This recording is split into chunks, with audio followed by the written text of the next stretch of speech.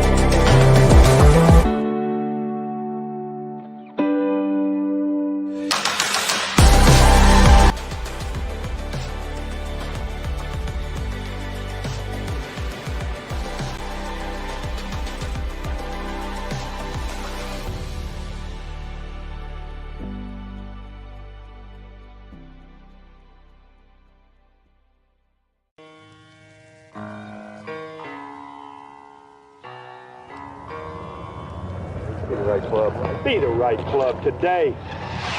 Yes! Johnny, that's better than most. How about in? That is better than most. Better than most!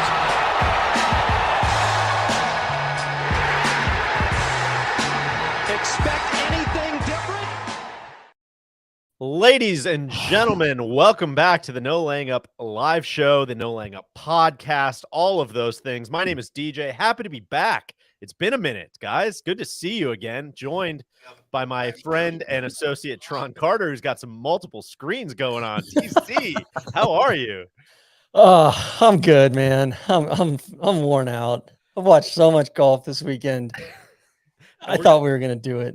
And we're going to talk about all of it. Also joined by my watch, it's 1:29 a.m. local time for Cody and Randy over in dreary old England. Boys, how we doing? Cheerio, lads. How are we? No place I would rather be at 1:30 a.m.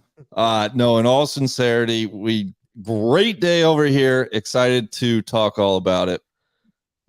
DJ, thank you for having me on your show. TC, I'm worried about your skin. Did you bring your tanning bed inside? Were you getting some storms rolling through? What is going on? He's looking like that scene in Oppenheimer when he's looking I through think the Alex needs to go out and powder your face a little bit. Hold We're on, getting too much glare. Let me turn my lights off. lights here. are hot, TC, Yeah. but it's a good look. Hey, before How's that? you know, speaking of hot, summertime is here, which means the limited edition High Noon Pool Pack is back.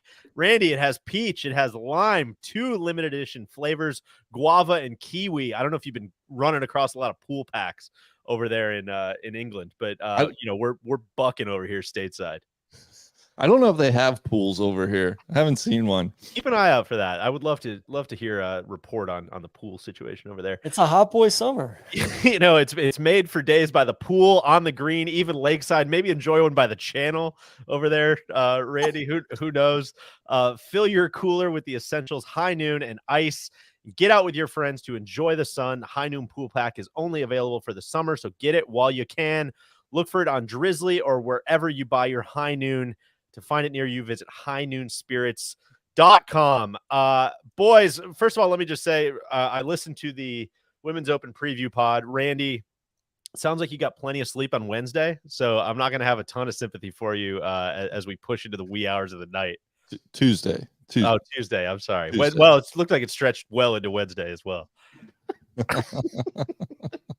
Biggie's a sleepy boy, man. It's hard to wake this giant too. For those that missed it, just a story that I don't think can be told, enough times. You just set your alarm for 7:31, I believe, 7:34, and was awoken by Cody pounding at the door, and I believe it was 12:30. Was that accurate? 12:21 p.m.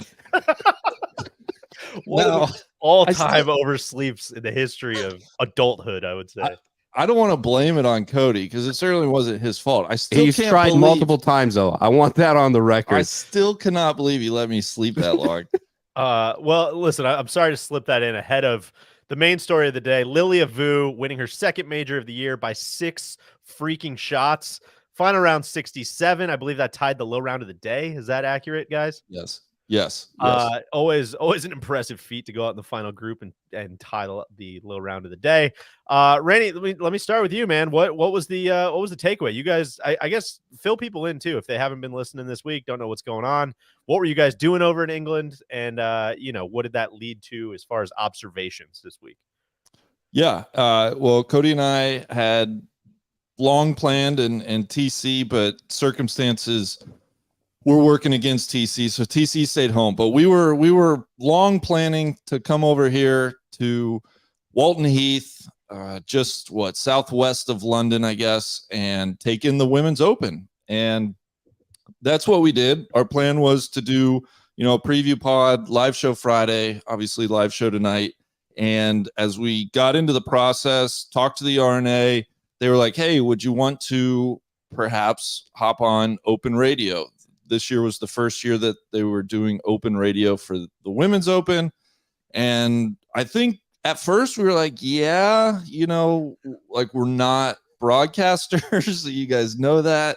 They're like, yeah, no problem. We'll fit you in. They were always way more casual about it than we were.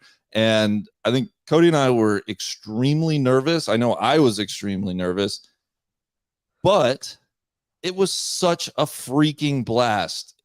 And really all credit to the team of professionals. And I will underscore the word professional that we worked with all week. We'll kind of dive in and name names and get into some good stories later on. But it was such a good time. Obviously got to be over here for the entirety of the Women's Open.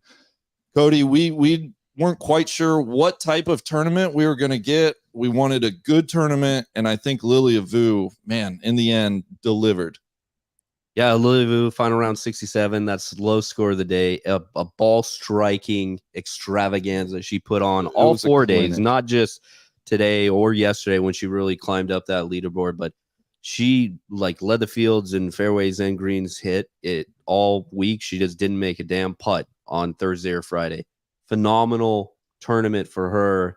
And then obviously back 9 today, pretty much lifted and started to run away with it outside of the Charley sand shot there on 11, which was nuts. I think Randy and I were both in the radio studio at the time calling radio live, and we literally flipped out. Everybody in there obviously pulling hard for Charley. There's thousands and thousands of people out here pulling for Charley, and where the radio booth is at, we actually sit in this little festival village, as it's called, fan village, and there's a couple hundred people in there, and it just erupted. It was cool to be in, an environment like that where people pulling hard for their hometown girl. They thought that was like her moment, and she was going to really capitalize on it, but not to get too far ahead of it. But Lilia, just the shot of the day, her second shot into 12, absolute dagger in Charley's heart. And then from there on, it was just, Lilia, fairways and greens. And it was a torpedo in Charley's hull as well. Yeah. DJ, you mentioned she was tied for the low round today, and it's just so impressive doing it in the final group, like we said, with Charley Hull, 95% of the crowd polling for Charley. It really some killer shit, if we're being honest. The way Lilia went about it, it was clinical, it was cold-blooded. It just was a dominant performance. And TC, we were kind of, the talk coming out of Pebble Beach and it continued on to Evian. We've been struggling. or maybe struggling is not the right word, but we've seen a lot of parity in LPGA majors over the last 3-4 years. The stat coming in this week was 21 different winners in the last 22 majors, including 17 first-time winners. It left us yearning for somebody to, win not one, but then go win a second. And that's exactly what Lilia Vu has done now. She won the Chevron in April. She wins the Women Open this week, bookending the season. And it's like that. I mean, that's it. That's the story of the year. She's put her stamp on it. She is the person that I think we have to look to as we flip the page to 2024.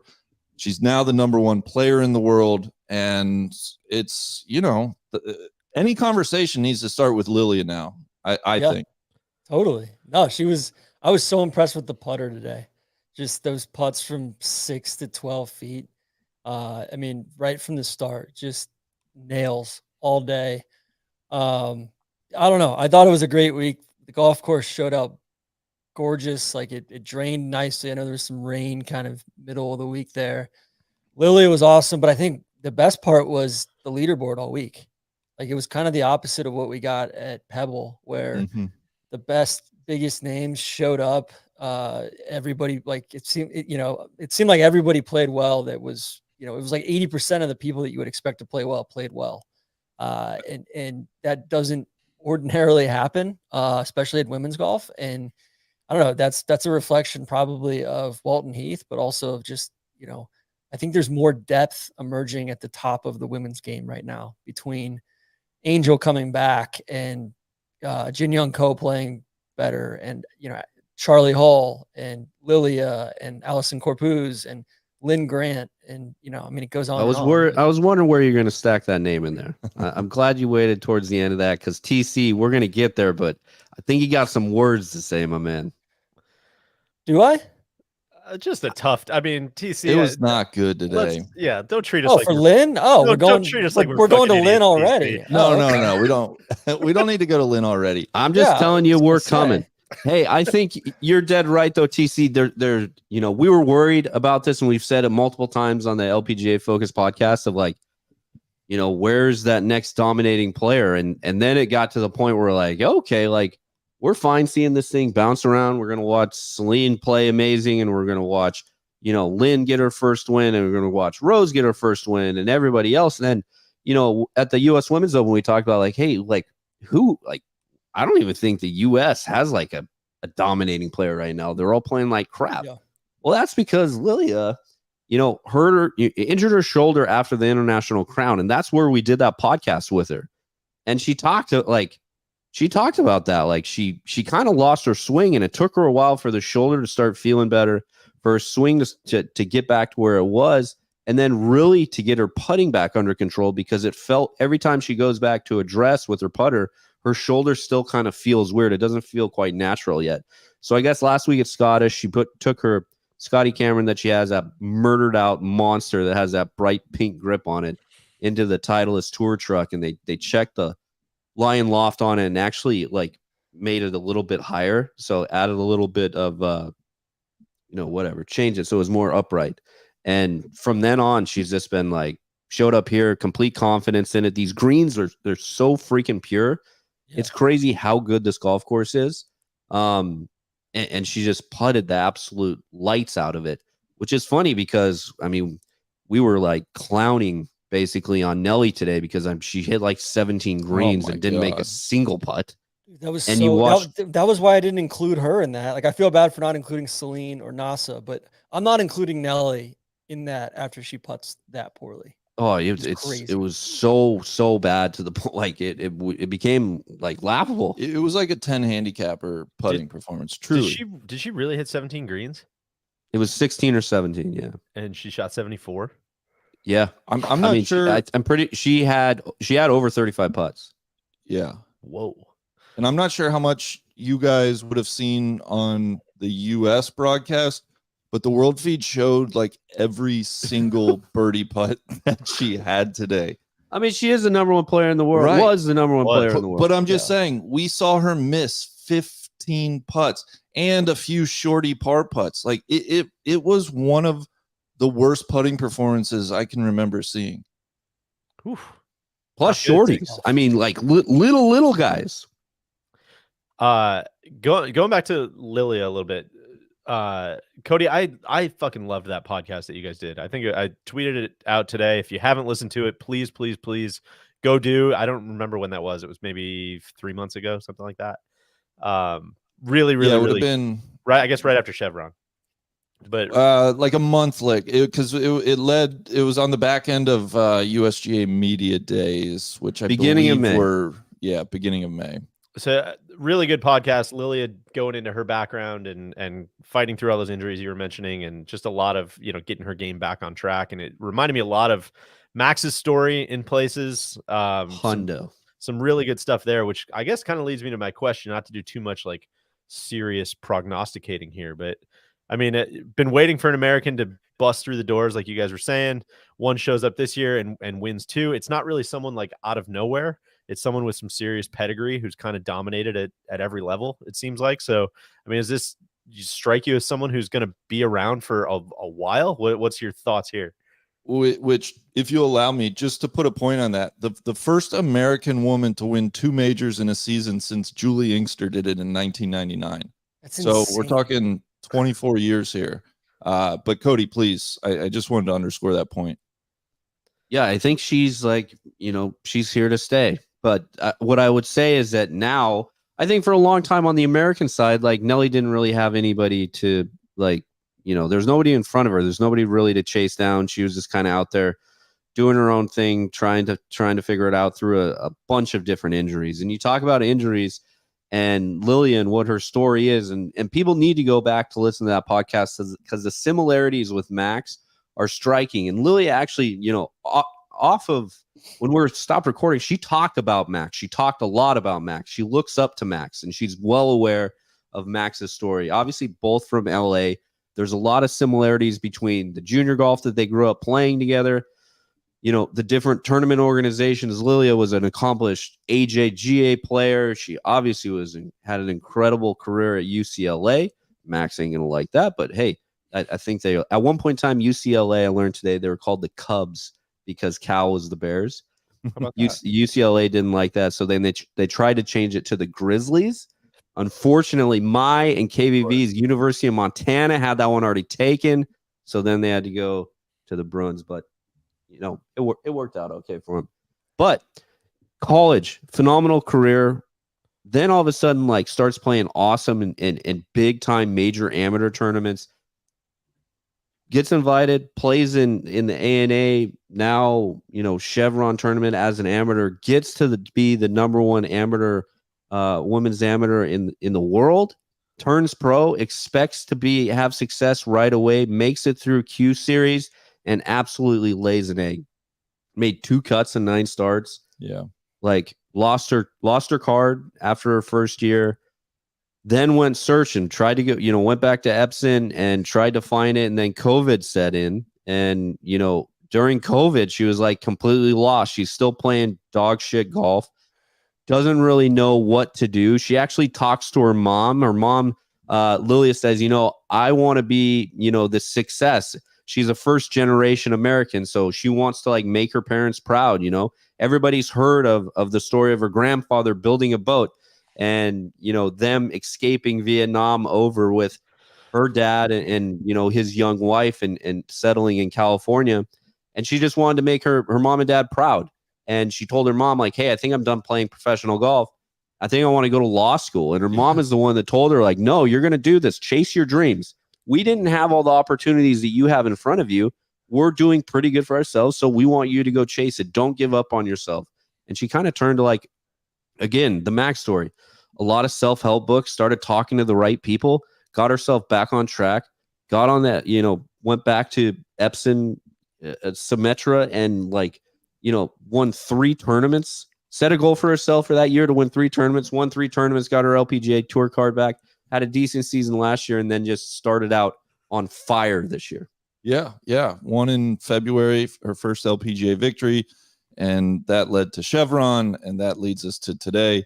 It just, I think what strikes me most, and it's, part of it was talking to her, Cody, I think, at International Crown, and part of it is just like watching. And TC, this is something we always talk about. Like Lilia Vu is the definition of a pitcher and not a thrower, and she's a fighter. She told us, Cody and I believe on that podcast, like she wants to win. Like that's what gets her going. Are those like match play situations, one-on-one. And that's exactly what she had today. And you put her in an underdog role with the crowd against her, and she was licking her chops going into today. And of all the women at the top of the leaderboard, she was the only one that never showed any nerves today. And I think that's pretty remarkable. I think there's this might be a strange comp, because I know the record's not there by any means, but a lot of the stuff we said about Brooks and Rory after Brooks won that PGA, and how how maybe like this is going to be what pushes Nelly to, Cody, you were kind of alluding to that, but maybe she almost needs like a car to chase. Maybe she's a dog that needs to chase a car or something like that. Can't really be the front runner, whereas Lilia seems exceedingly comfortable being the front runner. I don't know if I'll take my question off the air. Lilia kind of seems like the Brooks type too, of like, kind of a slower burn to get there, right? And then comes in and just like leaves no doubt when she gets it done. It's crazy. Deej, I love that comparison. I had not thought of it in those terms. I don't know if Nelly is quite as good as Rory even. Nelly strikes me a little as like a JT right now, where it's like, man, all the talent in the world. I know JT's off. Well, Nelly's with her putting, but I love that. Yeah, it's like Lilia kind of overlooked, but when it's all said and done and we can play the majors game, it's like, man, it's getting hard to think like, is Nelly really going to have more majors than Lilia? I know there's recency bias there, but love that comparison. Yeah, Randy, people are having a field day with you in the comments. Why? What's happening? This is your head, big old sleepy bear. Not everybody. You look like the guy when you get woken up by the flight attendant asking if you want cookies or almonds, which is, I think, my favorite so far. Oh my gosh, we got this spotlight. I'm so hot. I'm not gonna fall asleep because I'm so hot. He's been pissed because there's no AC anywhere over here. There's no aircon. How many hours did you guys do on the air this week? Oh my! I can't even count. Between us, probably a lot. We 60 between us, maybe. Well, from the first tee time every single day until the last, with a couple breaks sprinkled in between. It's a lot, but we loved it. And at the end of we were like, dude, it's so addicting because it's the best way to watch a tournament. We got to sit in the radio studio today. So you're listening to the radio, you're obviously participating, so you're locked in, and then you're just watching the world feed. It's like, honestly, it's the best setup. I'm sure I got to sneak in saying, I hate to say something nice, but I'm sure we're going to make fun of you guys a lot after this. But God, I went to the range today, was hitting balls, listening to you two in my ears, just as that back nine kind of, tournament was over. You could kind of like, I was like, oh, let's just see how these guys are going to drag this thing out. Lily is winning by 5. What an absolute treat. You guys sounded like such naturals. Boys were teeing you up for it. Was funny, Randy. I heard you get a little long-winded with some of your stories. They had to cut you off. All right, no, they're about to hit their shots. Just let the presenter starts giving you one of these, and it's like, oh God, I got to get out of this. Cody was talking about big brawny par 5s heading out towards the M25. Like, you guys were feeling yourselves by this morning. It was we got checked though too. Cody almost I thought he almost choked live on air. He was eating his lunch. I apologize to people. So I went out early this morning and called live golf on the course. Who was I following? I followed Minji to start. Minji for a couple holes, and then had to run back because we had to do a stage session. And when I ran back, we did the stage session, got done, and it was like 2:00, and I still hadn't had any food or coffee yet for the day. So I ran over and got us this chicken dish, but For some reason, the only chicken dishes that they had left were either buffalo chicken or Korean barbecue. So I got one of each, thinking that the big guy would, I'd give him his pick. He says, "Oh, I had buffalo chicken yesterday." Well, yesterday I didn't eat any damn food, and I didn't realize he ate it. So I, of course, get the buffalo chicken. Spicy. So I'm scarfing this buffalo chicken while like in between like radio calls in the studio, and I thought I did a good enough job like swallowing it and like washing everything down. And Marcus, a phenomenal host that we were with, and all of our European listeners will know who Marcus is, but he all of a sudden turns to me and he's like, "Yeah, Cody, so here, Lilia, you birdie look on the second green." And I go, "Yeah." And literally, I could not get it out of my throat. And he literally, he was sitting to my right-hand side. He puts his arm on my bicep and just has this face of disgust. And I was like basically choking. I couldn't get any words out. Super embarrassing. It sounded horrible. Oh my God. Ton of fun though. He's so quick on his feet. It's crazy. God, he's so witty and he's perfect. Perfect. Yeah. I mean, all of them are. We'll get to that. But hey, you know what? We talked a little bit of Nelly. We talked a little bit about Lilia, but I think honestly, everybody who was at this tournament today and a lot of people that were watching wanted like Hot Girl Charley to win. Oh, for sure. I mean, this was Charley's tournament. This and Birdie talking the first problem hole too.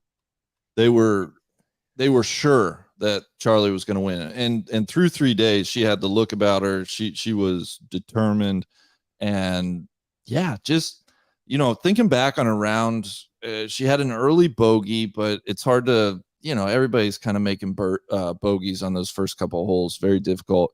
It was that horseshoe lip out on 5 that I thought was really costly. Would have been a momentum getter for her, and then the eagle on 11, but the bad bogey on 15. If we fast forward, Lilia Vu was already in trouble. Lilia had driven it into the heather, had punched out sideways. Charley, I believe, had driven it into the fairway. And so she's sitting there. If she could birdie it, you're probably looking at a 2-shot swing. Ends up making a sloppy bogey and walks off 15, gaining no shots on Lilia, who actually did a nice job saving bogey on 15. And that, I mean, from there, that was kind of it. Charley did hit her second shot into 16 was so good. But she just couldn't get it going. It was disappointing. She made so many putts on Saturday, and that proved to be, it just wasn't sustainable. She made nothing today, but hell of an effort. Well, I take that back. She did make a putt on 18 for solo second. We learned that was worth $228,000, I believe. So I don't know. It wasn't quite the ending. I mean, Saturday afternoon for a while there was among the best rounds of golf in the last couple of years that I can remember. Just exciting, right? Great shots, people making moves, things happening, and I was hopeful we would get that Sunday. We didn't quite, but I think in the end, with Lilia winning and in such a dominating fashion, it was still a satisfying result. I think Charley's got it in her. I think she's. Oh yeah, 100%. I mean, she even talked about how much she learned from Pebble Beach, and she like what she said today after losing and almost getting like champagne in the face accidentally on the 18th green. She still like has this incredibly positive attitude. You were very generous and said that she was still in it and had opportunities all the way to the back nine. She was like done by the third hole. She never had her driver all day today. She struggles. You can tell that how twitchy and everything she is, and she talks openly about her ADHD and what she does to get through it and everything. But she just looked all sort of it from the get-go today. You saw those back-to-back bogeys and then never giving her a shot, never making it to the right level of any of these greens to give herself decent birdie looks. Like she was out of it from the beginning. That eagle, hell of a shot, but that hole is horrible for her. She had one good shot there, and I know that changes championships, but like not when you dig yourself in a hole like that. No, I know. I will say, had she made that putt on 16, she was going to have a birdie-free round today, but with the 2 eagles. I was also going to say, I'm sure if you polled anybody at Walton Heath and said, hey, Charlie's going to eagle 11, potentially eagle 16, they'd be like, hell yeah, this is her tournament, but it wasn't. Randy's way too used to radio. I don't know why he's talking so nice about this stuff. This is not the big guy I know. Funny story. We woke up Saturday morning, okay, and we're driving over to the golf course. And there's been a little bit of Charley talk, but like it wasn't like bubbling up to the surface. We knew that like obviously Georgia played bad, and we were like, oh man, like big crowds are going to be out here. It's going to be Charley's tournament. We were still worried about Allie Ewing. Well, true, but we kind of knew that she was gonna eject. But so we're driving to the course, and Randy's driving, and you know GPS is on and everything, and we just completely miss a turn.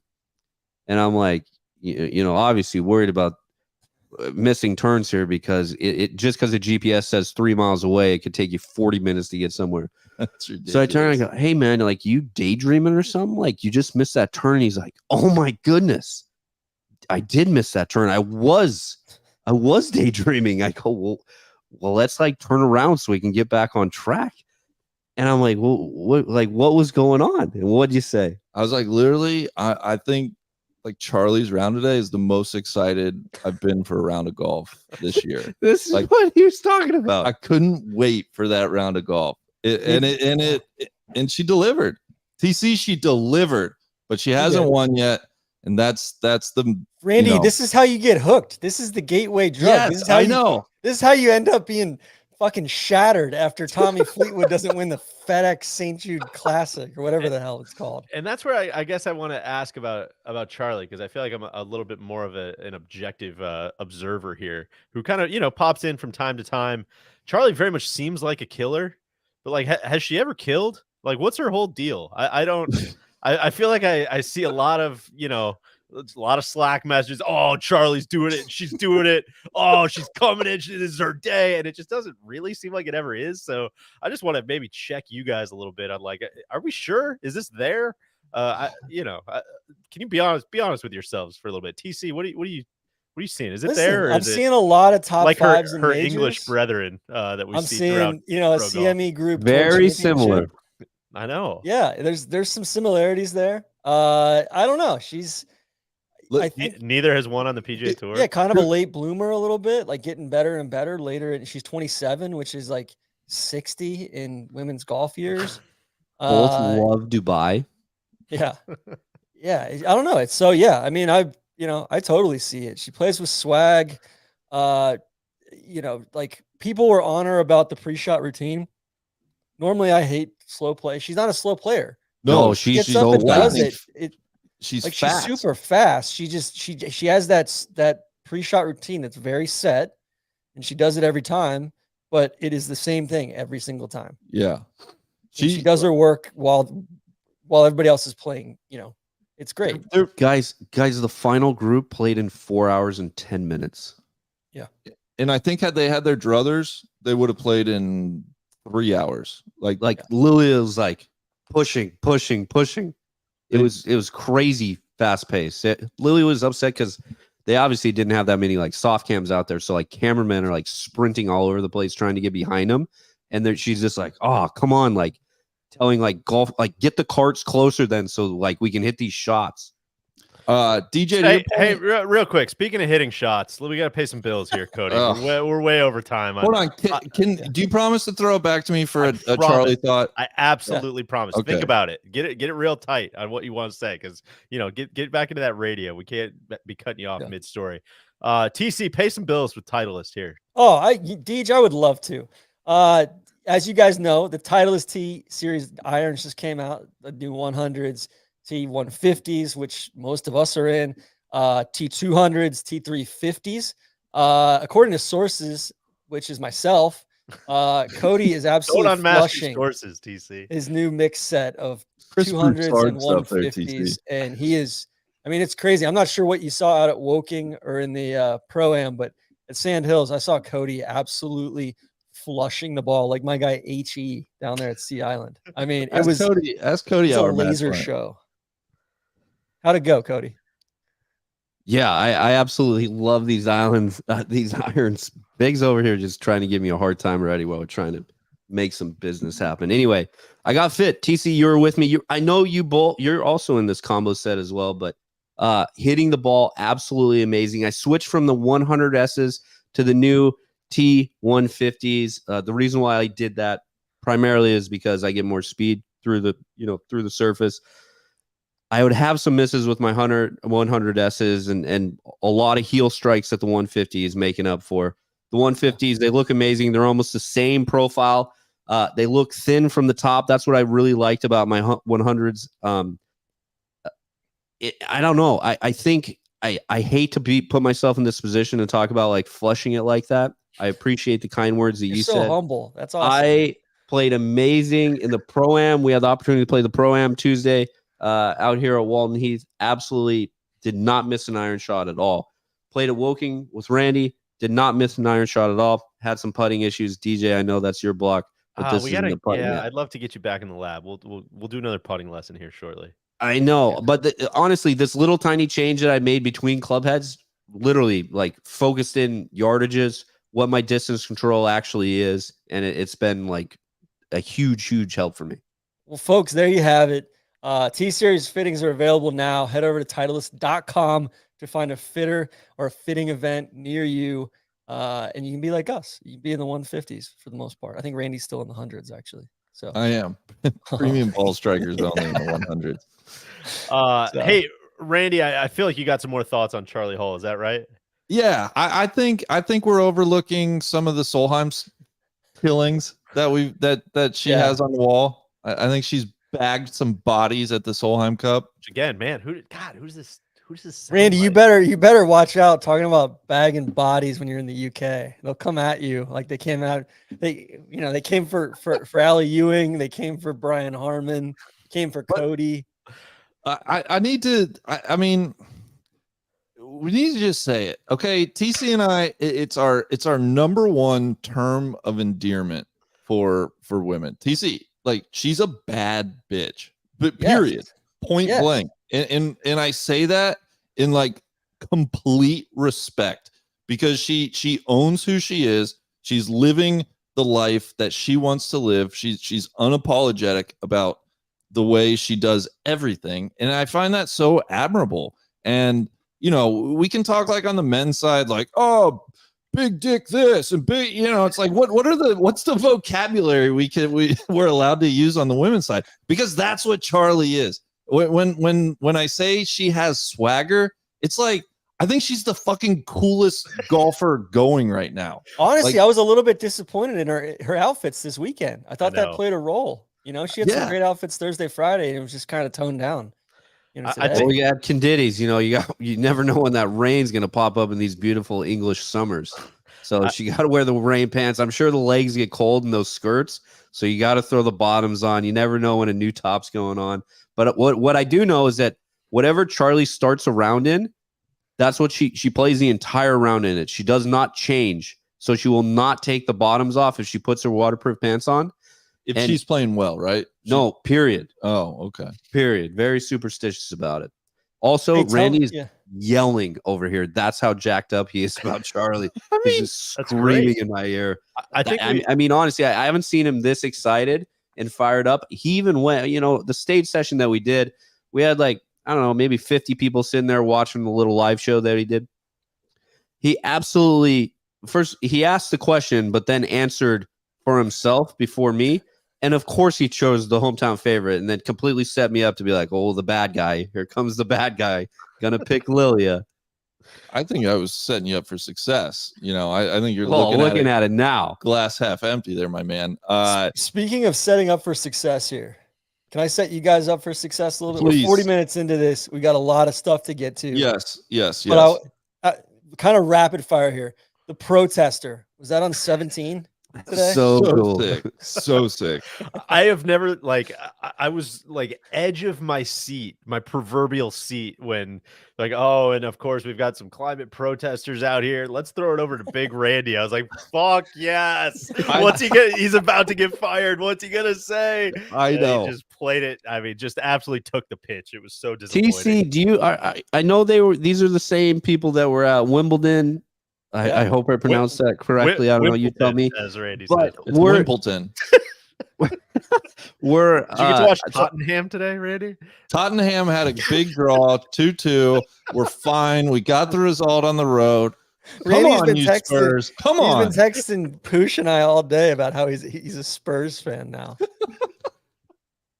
Sorry, go ahead. The protesters. I was kind of hoping we would break down the protest, but no, they did not. BBC Radio did not want anything to do with it. They were steering me away from that. Yeah. What I will say is that Charley pulled that iron shot left into a crazy ass lie. I thought she hit a phenomenal shot there. These protesters had proper golf etiquette. They could have pulled the smoke and ran out onto the green when that whole debacle was going on, but they waited until after she hit that shot to pop that pink smoke. They should have done a little earlier. Try to throw Lilia off her game. I don't know who they were. Are they who they were going for? Are they a separate faction than the group that was out at Sabonic? I think so. I'm sure this has to be like the I don't know. Those guys seem like kind of fluffers, to be honest. Did you guys see How to Blow Up a Pipeline, the movie? No, it's on my list. It could be that situation. Provocative. By the way, why are people all over me about my lighting tonight? I didn't do anything different, and I can't get it right tonight. Everybody's, it looks fine now. It was a little hostile earlier. You were looking like you look great now. The Trinity test going on outside your garage. Keep throwing them at us. Continuing on. Anything else you guys want to say about the radio crew? They are marvelous. Okay. Ollie, Steve Tabby, Ollie, what's his last name? Cody Vamp for me while I look up all the names. Yeah, the whole crew. I mean, this is kind of a picture. We had a couple of them take off early. For podcast listeners, we'll post, Randy and I are going to post some stuff because it truly was an amazing week with a great group of people. Like we said, when we first came, we said we're going to come over to the Open. The RNA reached out and said, maybe there's something that, we can work out together. And they threw radio out there. I was extremely nervous because I know how highly people think of radio over here. It was a nerve-wracking experience, but this crew made us feel warm, welcome, and honestly, just fit right in. I was blown away. I think there was 2 other Americans on the team with us the whole time. Beth Allen, long time, LPGA Tour player, and then LET Tour player, just retired a couple years ago. And then Matt Adams. Yeah. Fairways of Life guy, which I never met before. I've heard a lot. I've seen him on Golf Channel, everything else like that. But he is one of the best radio, live golf callers I've ever been around. It was phenomenal. He took me under his tutelage the first day we were here, and from then on, they were just we taught you how to do this, so go do it. And I'm like, well, okay, I guess I've learned to swim now, and you just want me to go off by myself, but that's cool, and you just go figure it out. So Ollie Nean, Steve Tabb, those were the lead producers. They made our life wonderful. Marcus and Di were the presenters. They were fantastic. Di was just a whirlwind of energy. I loved hanging out with her.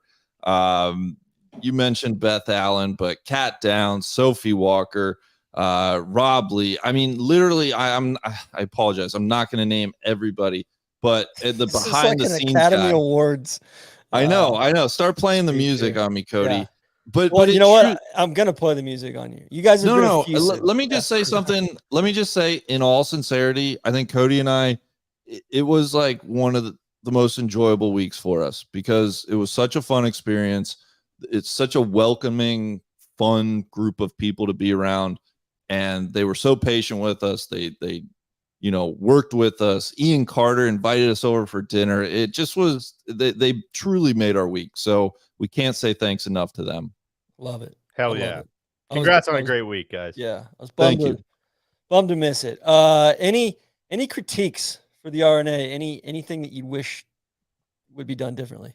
Yeah. So spending the week there, the big one, they gotta fix the branding. They gotta fix the logo. They don't incorporate the local club logo at all. So everything in the merch tent is just AIG Women's Open, and it just it's not good enough. It's the biggest miss in my opinion.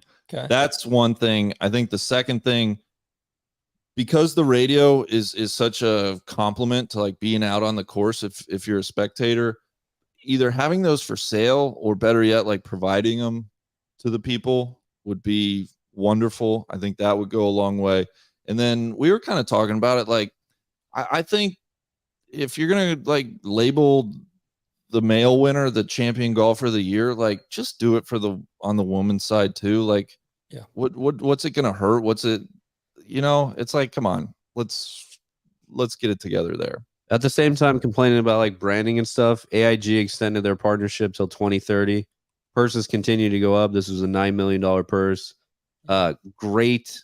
I think great golf courses that they're going to next year. This championship is at the old course. That's pretty damn cool. Very, very excited about that.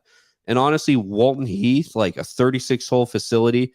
The club was absolutely amazing. Like the members, everybody that we met. The build out itself was impressive. The festival village, truly it felt like a major championship. And I think it put to shame, the build outs at even Pebble Beach with the USGA. I have not been to a women's major that felt this big. And I thought, Lilia said that in her trophy ceremony speech. She was like, this was the biggest crowd I've ever played in front of. This was the loudest crowd I've ever played in front of. And the people around London, the people of Surrey, Walton Heath, they showed the fuck up. And it was impressive. Lilia's quote here, we're showing it on the screen for the live show. Quote, "This has been the best crowd I have ever played in front of in my life. I will remember." I can't read it, Cody. Can you read it for me? I will remember this moment for the rest of my life. Thank you. And honestly, we heard that a couple times from different players to the point where I was like, I don't think they're just like saying that. I think it truly was that good of an atmosphere. And I think the other, I mean, I know this is obvious, but it just bears repeating at every possible turn. I feel like it's just how much the venues matter, man. Like Yeah. I'm speaking hyper personally here and anecdotally, but like, I can't tell you how much more my interest in women's golf has spiked the more that the USGA goes to awesome golf courses. The more that, mark the Women's Open at St. Andrews, like top of my list, for next year, right? Like what a perfect example of another one that's like, that stuff just matters so much and adds up and adds up and adds up. It's the same thing for the women's end. Like I'm watching that right now at Bel Air. Same thing. To tie a bow on this, other impressive performances. I know we mentioned Corpuz, Celine Boutier, all things considered, really solid T16. Guys, I got a nickname. I got a nickname I'd like to offer for Allison Corpuz. Can we call her something about gingivitis? It's a death that creeps in through the gums. You don't quite see it coming until it's too late. Cody and I were thinking about that yesterday. It's just such a hostile visual. Yeah, I don't remember talking about maybe like carbon monoxide would be. No, I remember I we're think you're tired, big guy. Takes, but like a boa constrictor. Yes, she just is like the silent. Maybe carbon monoxide. I don't know how the silent killer. CO, her first two letters of her last name. CO. Yeah, there we go. Yeah. All right, thank you guys. Listen, that was a good place to start from. Yes, hey, Cody, thanks for going with me down that path. I appreciate your support. Well, that was a tough visual. T, I got a question for you. I know that 66-66 on the weekend to not win is the Mackenzie Hughes. I want to nominate maybe 75-75 to not win as the Howard Hughes, where you just completely go into hiding. That would be the Allie Ewing's weekend. Yeah, that looked like I think it felt a little bit different than the Harmon thing as soon as her round started on Saturday. Well, Harmon had those like rocky moments, but then he just like immediately like slapped himself back in and didn't let it go. Her drivers didn't look good and her irons didn't look good on Saturday, So, gosh, Mamacita T21. That's my girl. You feel me? I still think she's a manipulator. I didn't see a shot that she hit. I saw enough of her at Pebble Beach. I don't think she's. I'm not buying what she's selling. We had missed cuts from Madeline, Brooke, Lydia, Lexi. How'd Rose play? Not good. I like maybe D+ game. Okay. She looked out of sorts. She was bad with her wedges, which like if that's she's just not a bad wedge player. In fact, she's a great wedge player. So it's I don't know, maybe some tiredness. Not a factor. Disappointing. Okay. Anything else? Shout out to Angel too, and I apologize on behalf of Lynn. I'm sorry, guys. She's not quite ready for prime time, I guess. So I think that's a great transition into Memphis, isn't it? Yeah, sure. Yeah. Great week. Let me just say, great week, great event. I'm so thrilled with the champion we got. It's can't wait for Solheim next month. So yeah, let's go to Memphis. TC. You know, should we start with how you're feeling? You know, just like tell us how are you, man? You know what, Randy? Real quick, I'm feeling great, and you know why? Because I'm wearing this Mizzen and Main hoodie. Yeah, there it is. You feel me, dog? You feel me? There it is. God, I saw TC breaking up the backside. I knew he was gonna be wide open for that one. No, seriously, this one's got some.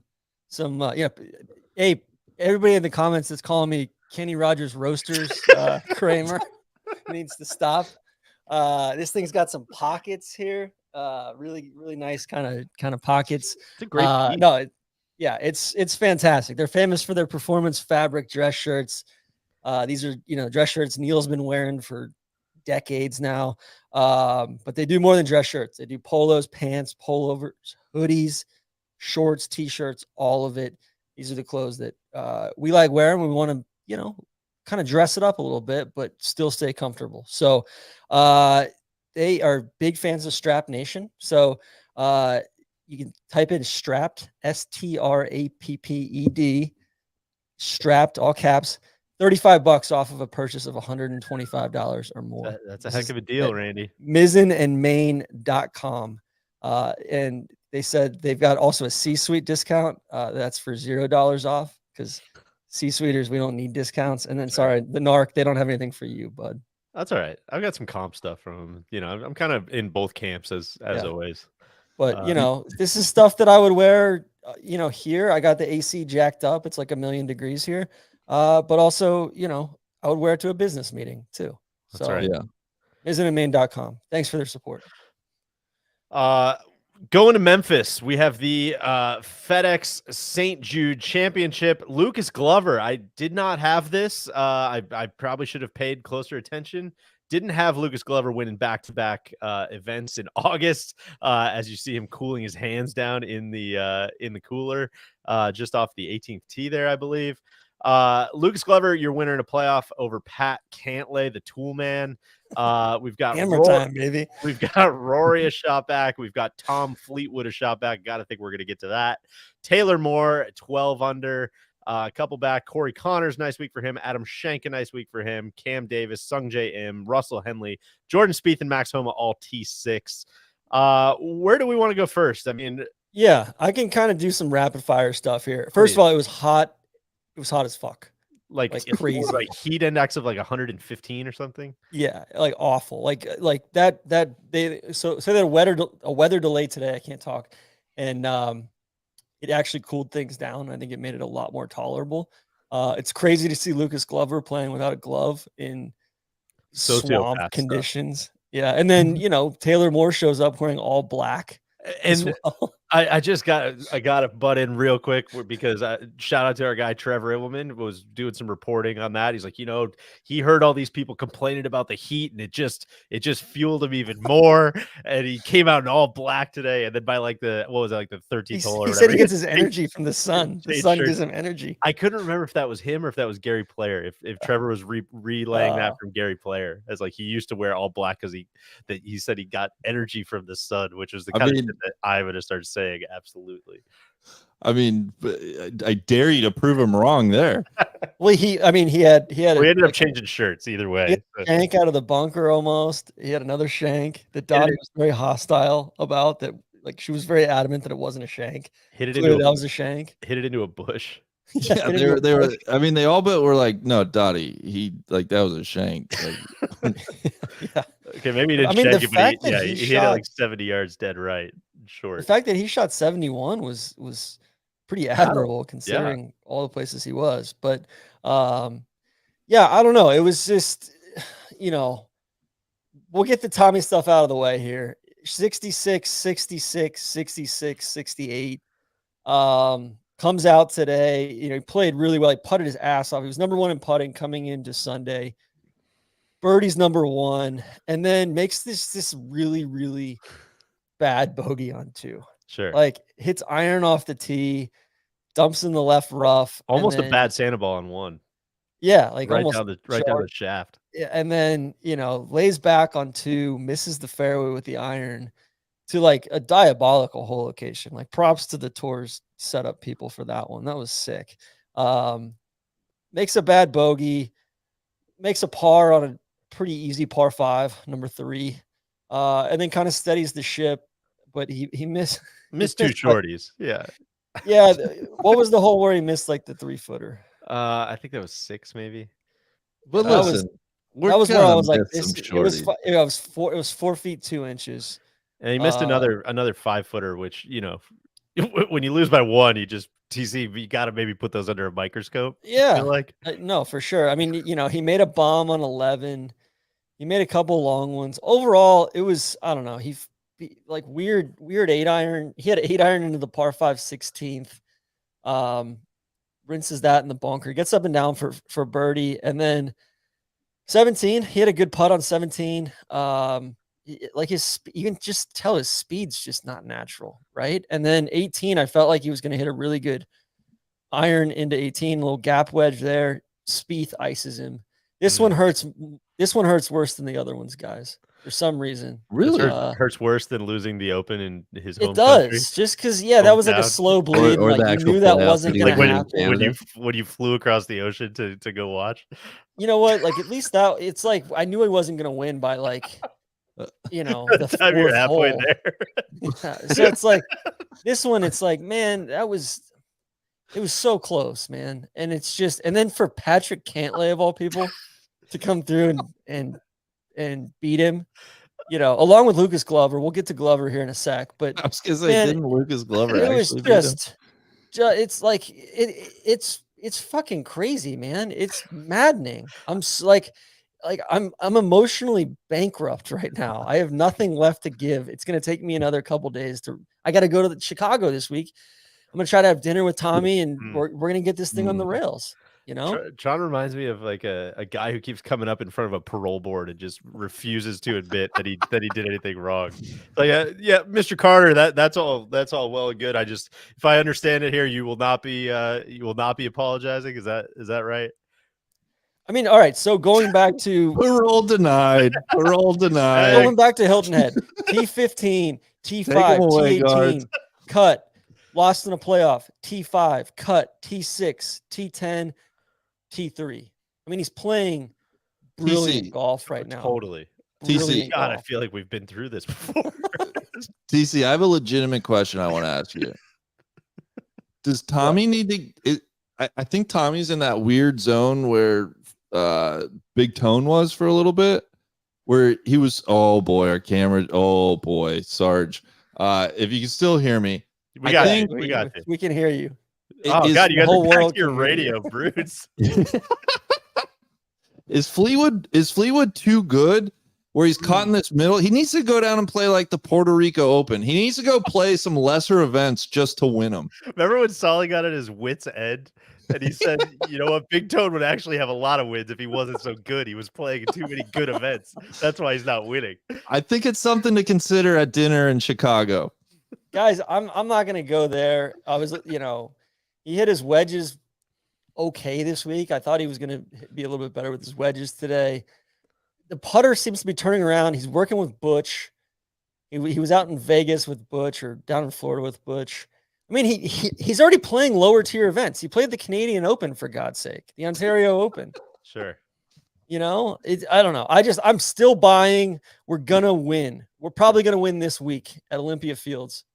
It's just so unfortunate what I think is, what this has brought you to, which is just really riding so hard for the FedEx Cup playoffs. When that was your takeaway after the Open, after he gacked the Open in his hometown, TC said, "You know what? Just keep the faith. I think he might win the FedEx Cup."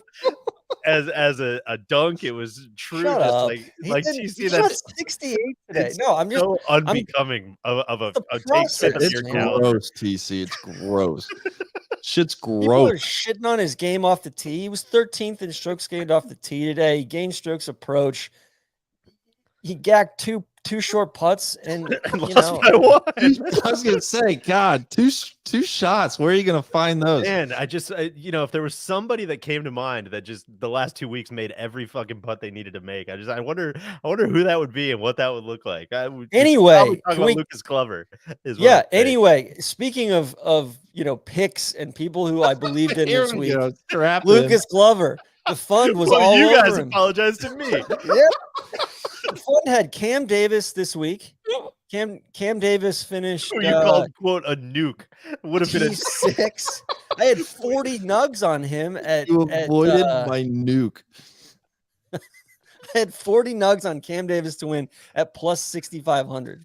That would have been the widow maker for you guys. I mean, that would have been a weapon of mass destruction. I had Tommy to win, and I had Lucas Glover to win plus 7,500. We haven't been that close to total annihilation since that one Russian scientist decided it was a false alarm back in like the 70s. It's exactly right. But luckily, Randy and anybody who's seen Oppenheimer, TC and his family honeymooned with Cam Davis, so they had to call off that strike. In all seriousness, Lucas Glover, I don't know how many feet of putts he made. Oh, dude, it was a lot. And like he had to make every single one of them to be there at the end. And I've never seen anything like this, a reversal of someone's putting fortunes, putting abilities quite like this Lucas Glover situation. 109 feet of putts made, TC. It was crazy. Like the one, on 14, he's just cruising along, like he's killing people. So actually, 13 hits it in the bunker, hits it to the side of the bunker. He's got to like NASCAR it out of there, and then gets up and down. Like worst lie of the day. This thing's embedded basically, and Lucas is playing the game the right way. Tried to get a second opinion, but was cool with it. Ends up gouging onto the green, somehow making par, making the putt, makes like a 20, 25 footer there. And then he goes to 14 and he just totally like opens the face and just fillets one into the water. Like big out time of draw nowhere. that didn't draw type of situation. Water all up the right, doesn't even think about crossing land.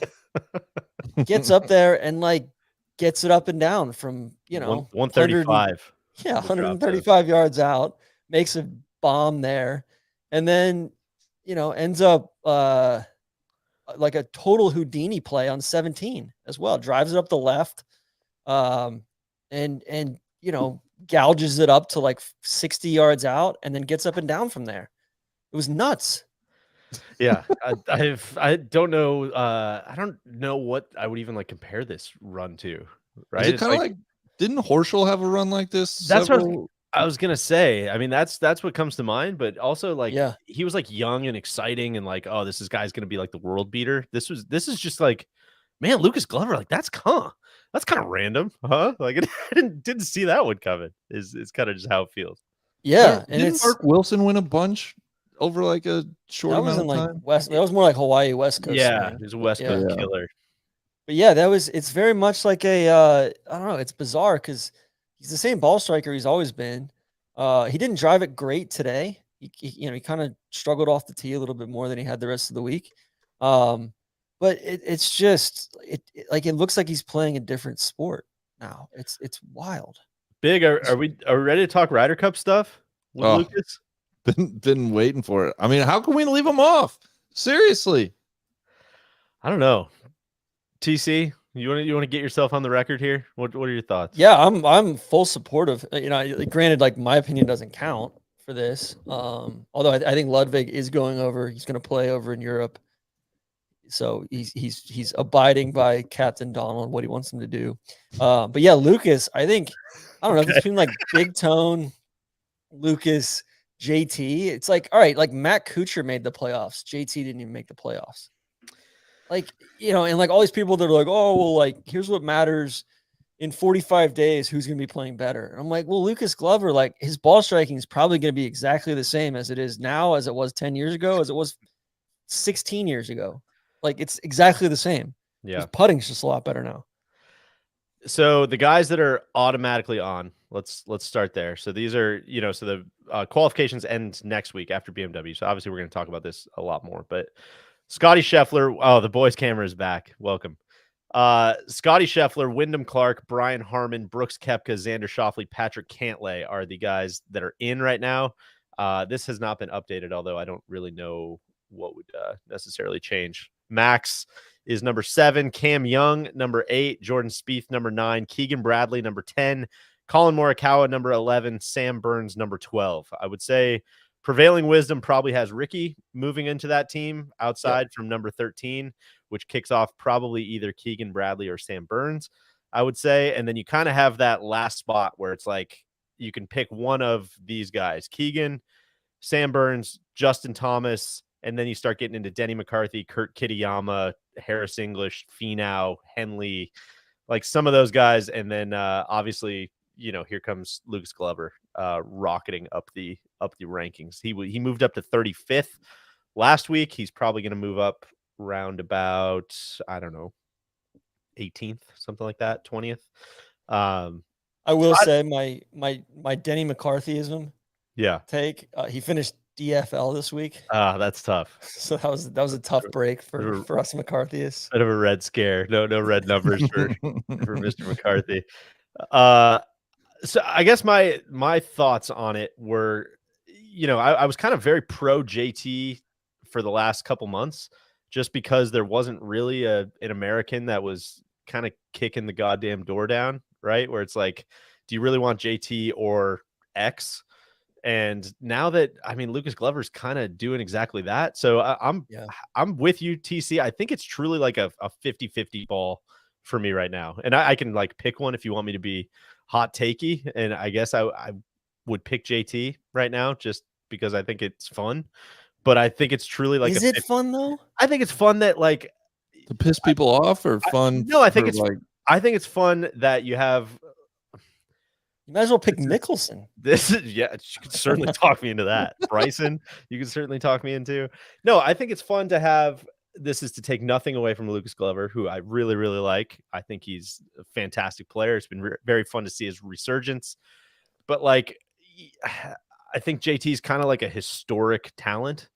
And it's one of those things. It's like, I kind of want to have, like, hey, remember JT's weird Ryder Cup when he made it, barely on a controversial pick and he did X, and whether he like falls on his face or whether he goes out and balls out, I think it's like way more interesting than, Lucas Glover went out and went 2-2 or 2-1 or some whatever. of it to me is like, it's like giving a millionaire $1,000 or giving like, some dude on the street $1,000. And like, I'm not equating like Lucas Glover to some dude on the street, but it's like, he's never made a Ryder Cup before. He's never, I don't know. And he's playing like, I bet he plays well next week too. And I bet he plays well in Atlanta as well. Like this conversation is only going to get louder and louder, I think. Right. Yeah. I guess unless he like just wears himself out, he's got to be fucking exhausted after this week. I would think he's going to be tuckered out. Yeah. He's tired of playing all these mules. He looks like Randy.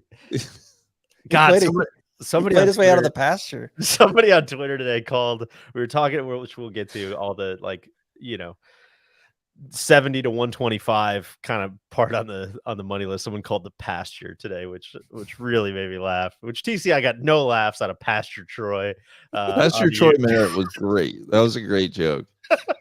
I missed that one. I was such a basket case this afternoon. I was walking around the neighborhood, just like I had to get out of the house at one point because I couldn't emotionally handle the roller coaster I was on. Did you guys know? Cody actually told me this. I'll credit my guy, my statistician, Cody. Did you know Lucas Glover did not play in a single major this year? I did not know that. That's wild, man. That's wild. And then you start getting into these like events where people are talking about how they can't feel their arms like that. Yeah. You know, it might not be. His last major Is it was gonna be last year's hot in PGA Sweden or in- Championship. Is it gonna be hot in Italy? It should be pretty nice. I think it's gonna be Okay. pretty temperate. Cody, I mean, who are you taking? You can take Keegan, Sam Burns, JT, or Lucas Glover, or Big Tone. Lucas Glover. or Big Tone, or Denny McCarthy, or Kurt Kitayama. Lucas Glover. Why? Hell yeah. I mean, what's JT shown us that's like going to change? I Well, he understand can't. He didn't we're even just qualify. resting on past experiences and everything. That's great, but he hasn't done anything. Maybe he's getting it figured out down in Jupe. He's got like a month and a then half. show us. What are you out there posting Instagrams? Sure. He's got to do something. He needs to go. Obviously, he doesn't have to do anything for us. He's doing everything he possibly can for. He needs to go beat up a mini tour or something. That's a sick idea. I didn't think about that. I mean, he could. Could he? He could probably Could play he? Corn Ferry Tour events, right? Yeah. If He's not cool. You can't play Corn Ferry on weeks where you're qualified for the PGA Tour. So He could basically say, "Hey, I'm trying to such a sick block. I'm trying to prep for the fall Want series, this or not, JT? Oh, now that is interesting. or go play Euro Tour." TC, Go are to you Switzerland. officially calling on JT to go play Corn Ferry Tour events? Either Corn Ferry Tour or, I mean, what's next on Corn Ferry? I think JT going over and playing like the Czech Open or the European Masters as well. Maybe get him into some Roost events. See how bad he wants it. Let's see what we got next week. We got Splash the of OJ, Magnet right? Wouldn't that be Championship. his Bruce? Yeah, Splash Yeah. of OJ. If you're listening, Yeah. maybe reach out. Special invitation. The Guys, Magnet Championship in New Jersey next week. Can I just say something that tickled me from Twitter? Deej, you made this great point. Your aforementioned, do we really need these 70 to 125 guys there? And you were saying, Lucas was trying to hold off the likes of Spieth, Cantlay, Rory, Max, Hovland, Fleetwood. And then my guy, Abraham Lincoln, chimes in right below and says he's also trying to hold off massive undercarriage chafing. He was he truly, I think Robert Garrigus walked so that Lucas Glover could run down there in Memphis. True, if you know situation, but maybe Google image that one, Robert Garrigus Memphis, because that was an apocalypse compared to what we saw today. But yeah, the fans were tough for Lucas. And Garrigus, kind of melted down there at the end. He made an 8 on the last hole. Yeah. God, it was so sick. That's That one of was my tough. top 3 favorite golf tournaments ever. I'll be honest, I was afraid Cantlay was going to make that last putt. For sure. Oh, I thought I would have bet that was going in. That would have been devastating. It would have been devastating for you guys, Cody and Randy, having to stay up. For Oh my God, another hole. I mean, got to hand it to him. Great round from the tool man, Patty Ice. 64 in the final round. That's like a drill tweet, TC. Just under no circumstances do you quote "gotta hand it to PC." They're calling him Patty Ice, TC. He's got the worst logo in sports. That PC thing on the back of his hat. It's what is so up with bad. him in the fucking FedEx playoffs though? Like he owns like these this events cotton that, like, candy. It's nuts. It's so infuriating though, because then we're like, oh yeah, okay, we're gonna play this again. Like he'll probably win next week, and then we're just gonna play this game all year next year. Of like, oh, here come the majors. What's Patrick gonna do? It's basically like an NBA star, like not being able to like he just doesn't perform at all, like in the playoffs, like in the stuff that matters, which are the majors, and then he shows up to like a 3-on-3 tournament or like the in-season tournament that they're going to do here. Event. And he's going to just Sharif Abdur-Rahim always had that reputation. Just like the guys that put up monster numbers on the worst teams year after year after year. It's a great poll. Sorry, go ahead. Yeah, please. It could be James Harden even, right? Well, yeah. Yeah. Mello. Deej, feel free to jump in and get this one back on the rails. TC, what'd you think of the 70 man playoffs in the first round? You know what? I liked it. Of course, thought it was- traditionally the top 125 get in. This year it was just the top 70 getting into the first round of FedEx. I thought it was awesome. What did you think? Yeah, I think I was, they've thought the branding around it was terrible. Like it looked like some, I mean, Michael Kim was openly shitting on it on Twitter. You pull that up, Cody. Some of the branding looked like impossible is what they play for. Like, what does that even mean? Impossible is nothing. I think we already knew that. Yeah. You know? And then, some of the stuff they posted looks like a This bad, is like, specifically, Oakland you're talking about the Raiders. branding for the FedEx Cup playoffs as a whole, not specifically for Yeah, the correct. FedEx St. Jude's. Correct. I just want to make sure that people aren't there thinking that you're knocking St. Jude's or any of the No, great no. things that they have going on there. Not at all. I don't even mind this course. Like, Yep. I probably wouldn't play there in like mid-August. But it is what it is. No, it's more like, it's just like all year they've done such a poor job of differentiating all of the elevated or designated events, whatever you want to call them. The Siggies. Yeah. And now I actually feel like the 70 for next year means something between 70 and 50 and 30, right? Like if you're not in that 50 and you're not in the top 30 in the world, like cool, you're playing the mule events this year. And I thought they did a good job of driving that home on the telecast. And on some sense, it's almost like Boy Who Cried Wolf a little bit, where it's like we've heard for so long that like, oh my gosh, this 125 bubble, this is what these guys play for.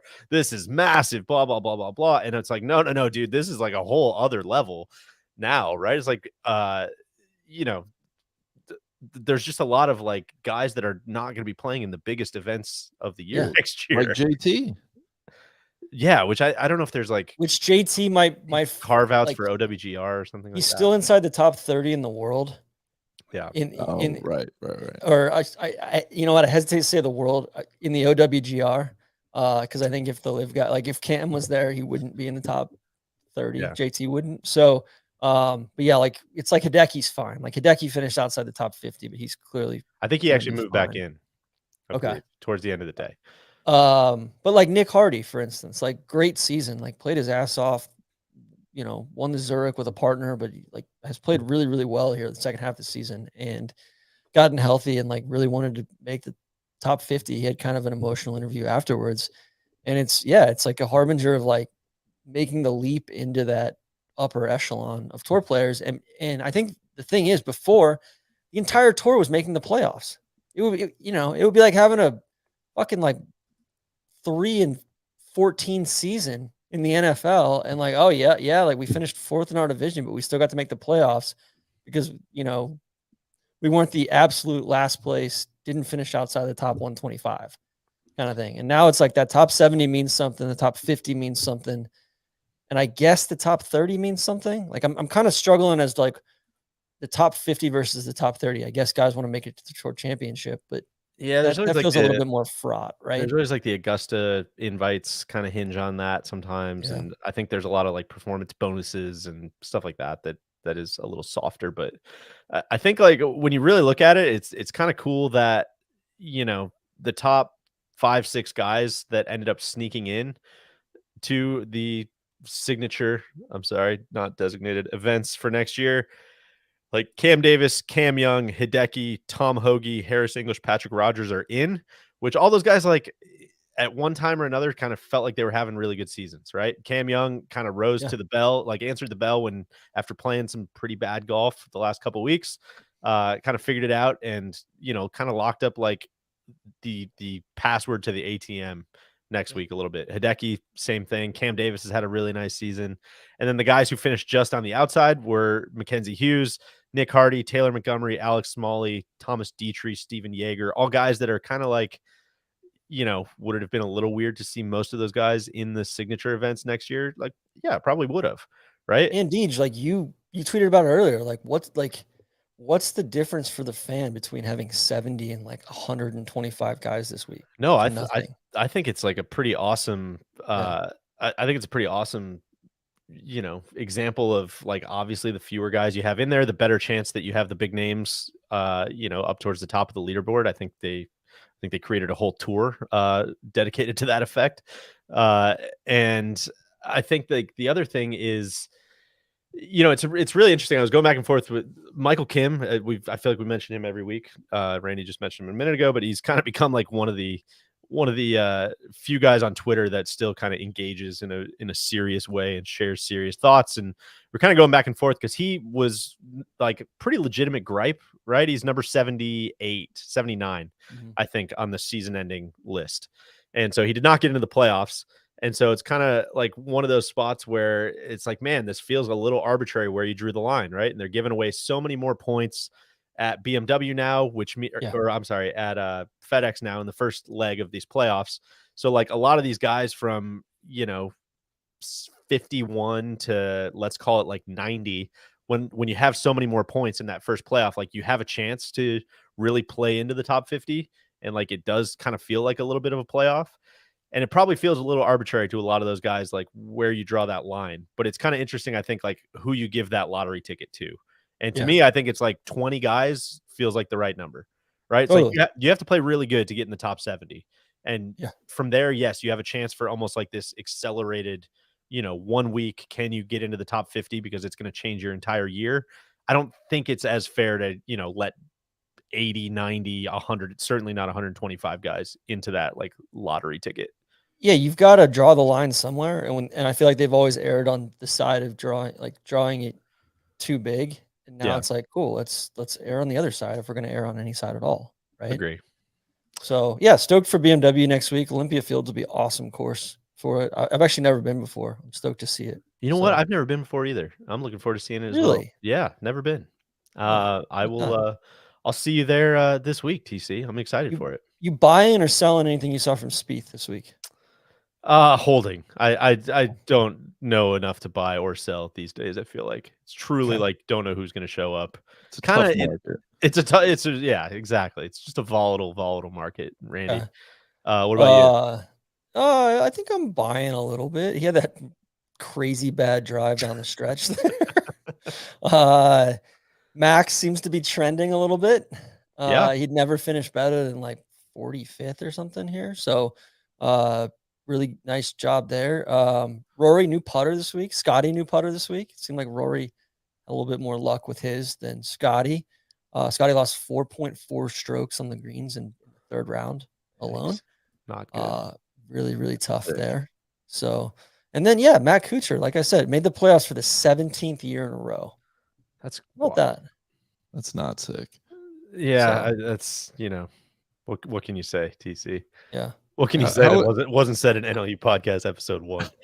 How has he slipped the far reach of the death panel?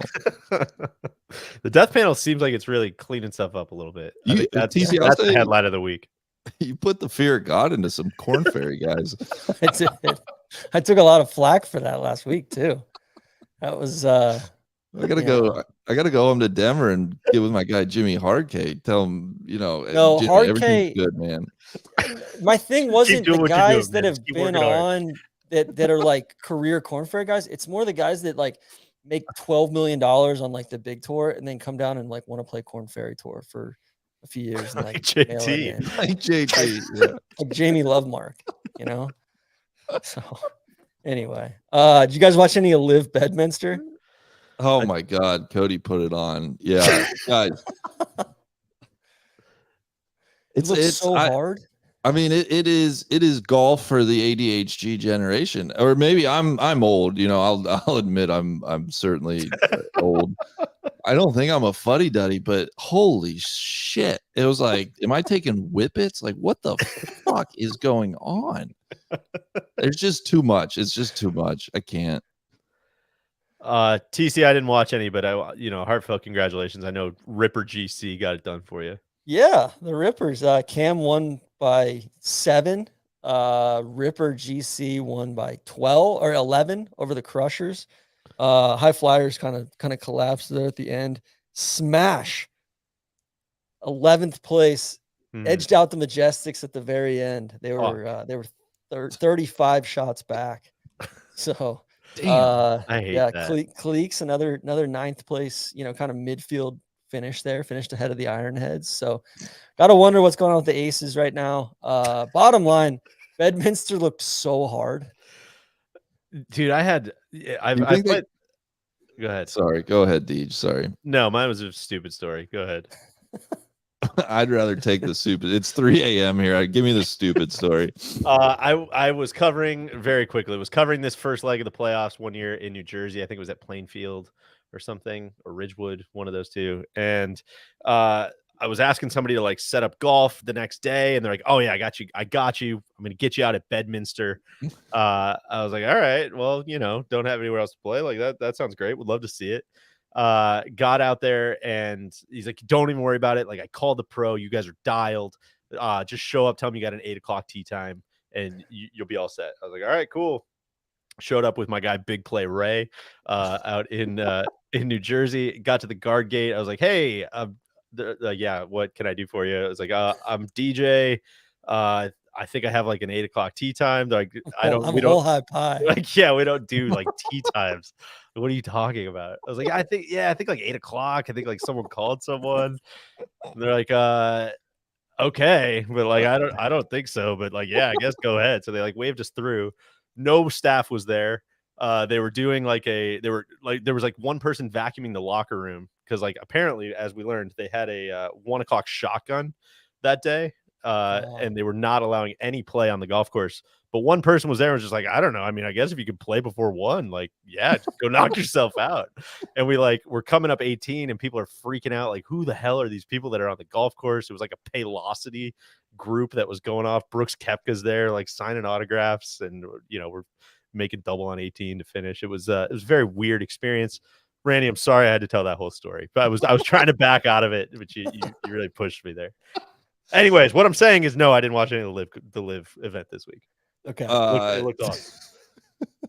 My guy Blandy finished 11th too. He continues his hot streak. What team is he on? He's on the Cleeks. Oh, come on, man. Of course. TC Nicholson was in the hunt, and then yeah, quad. Yeah. What happened to Phil and the High Flyers, man? They were like in second for a while. I think Phil, like after all this Billy Walters stuff came out this week, Phil seems to like play really, really well when all eyes are on him and the chips are down and like he's getting assailed from every direction, and he just locks in and focuses and plays well. It's like, it's so weird, man. I think that's probably right. We'll have plenty more on the Billy Walters stuff. I believe Solly will have a podcast coming out this week. I believe with Billy himself. Correct? Yeah, I believe so. Watch this space. Yeah. I think that one thing I do want to shout out, and I will preface it with I did not watch the video yet, but people seem to really have enjoyed it, was the Phil and Bryson video. Did you watch it, Cody? Yeah, I sent that in fucking Slack. Cody watches everything. Cody listens to every podcast. Yeah. He watches every good video. He watches every Barstool video. He watches every Bryson video. And I just, I think it, do I think both of those people are like living cartoon characters? Yes, I do. But man, does that seem like an easy W to like create a lot of goodwill for both of those people? Do I think it takes away from any media rights? No, I don't. Like, I think it's something that's very cool that the PGA Tour like should have been doing a very, very long time ago. And I applaud them for getting it done. I know that they don't have the same TV contracts. I know they don't have the same like overhead and all of that shit, but it's something that should be very, very easy. It's the same reason people, for whatever reason, seem to enjoy our stuff, is like unfettered access to people that they enjoy watching on the golf course. Like, that shouldn't be that fucking hard to figure out. And like, maybe I would know a little bit more about some of these guys that you're trying to market to me as impossible as nothing or whatever, if I could watch some of them in a little bit more low stakes context. Yeah. So shout out to them for getting that done. Again, I didn't watch it. Cody, was it good? Yeah, it was fucking awesome. But I think it's the Phil Mickelson that showed up on that video is the same Phil that we heard in the CBS booth, the same Phil that we've heard like when we've done in the past video shoots with him. Like, he's electric if he just has the platform to do it. And I mean, honestly, I wish live broadcasts were like that, because now tuning in today with Big and not realizing it, he's like, this is so much stuff going on.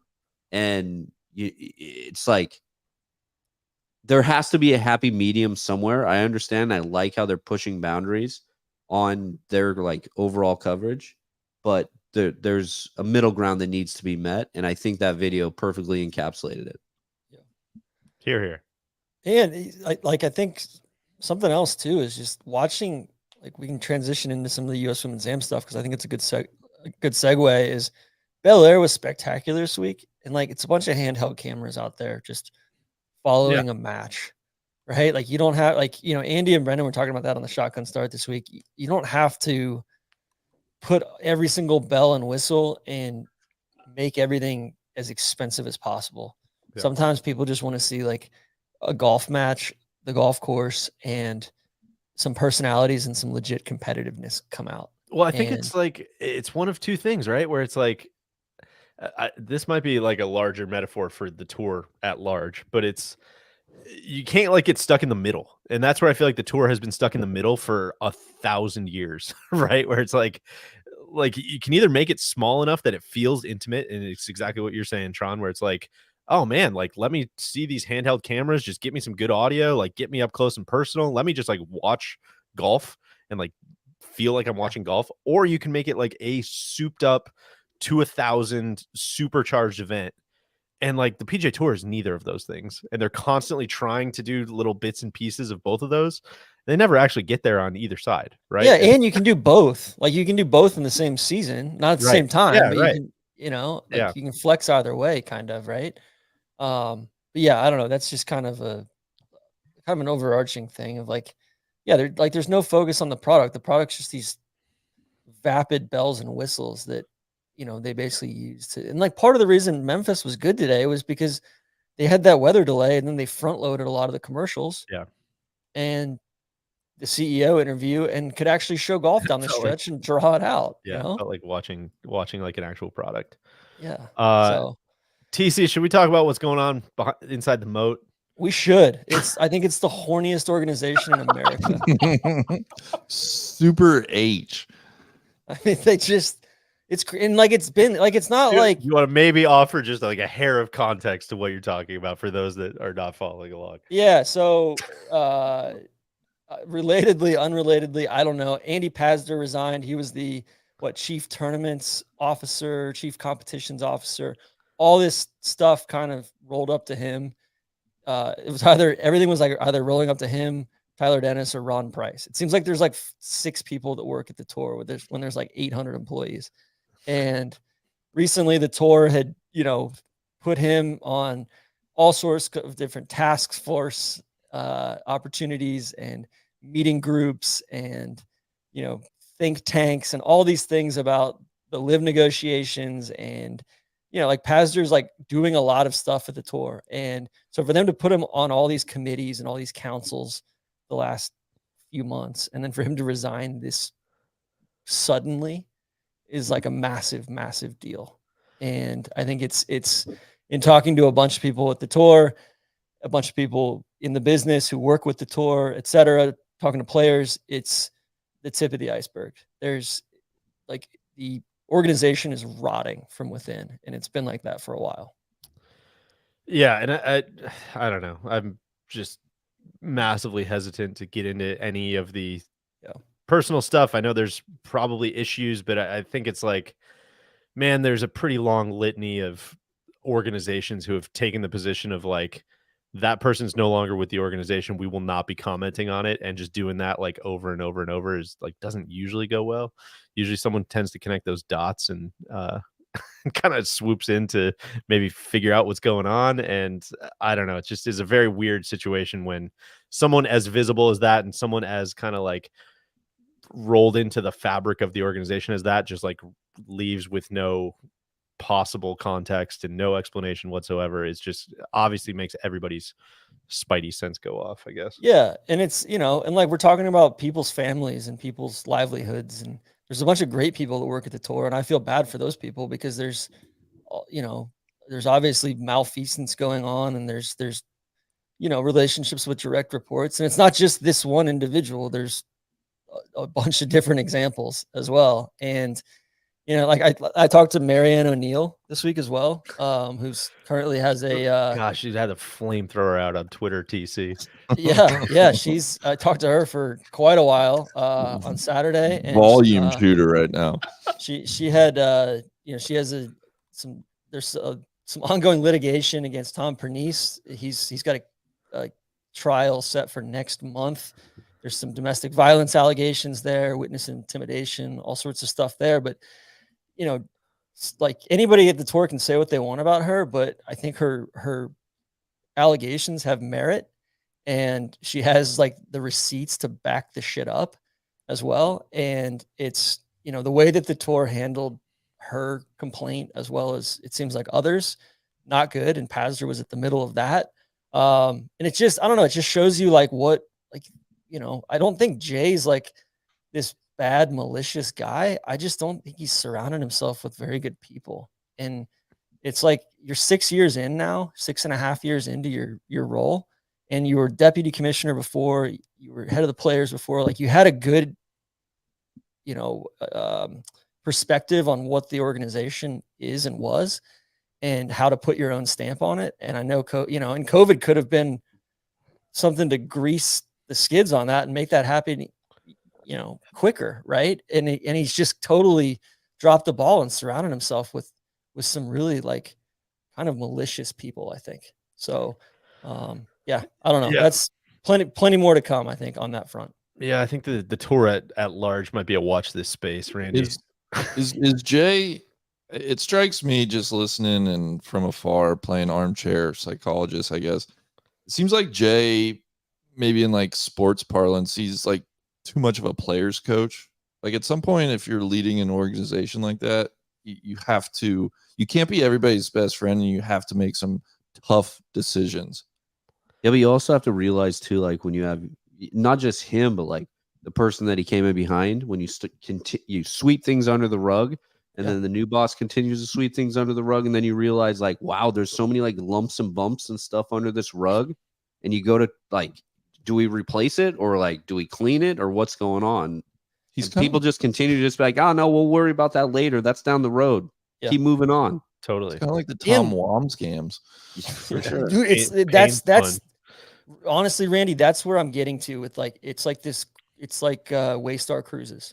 Like that's what it feels like over there within the moat. It's crazy. There's good people leaving the organization. Like you know, I think half the sales teams resigned, either due to, you know, misconduct or because they're fed up with bullshit and colleagues doing bad stuff and no accountability. So, yeah, it'll be really interesting to see what happens here over the next, you know, 3 to 6 months. It sounds like Jay is probably out either way at the end of the year. You know, reading between the lines and talking to people, and you know, it's like, all right, what's the next commissioner walking into and like, should the person that's negotiating the future of the tour be a lame duck?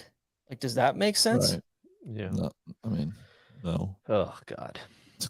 It's not a good spot, TC. Yeah. And it's just, and like, it's not just stuff. It's like, it's HR stuff and morale as well. Like some of these same people have been, you know, finding out about news from sponsors, right? Like the sponsors call them and say, hey, why is Jay on CNBC with, you know, Yasser right now? And they have to find out from, you know, one of the title sponsors, or I guess Pazder was in Memphis this week, and Jay thought he had resigned already. Wait, what? He's a senior executive at the tour. How does he not know that he was in?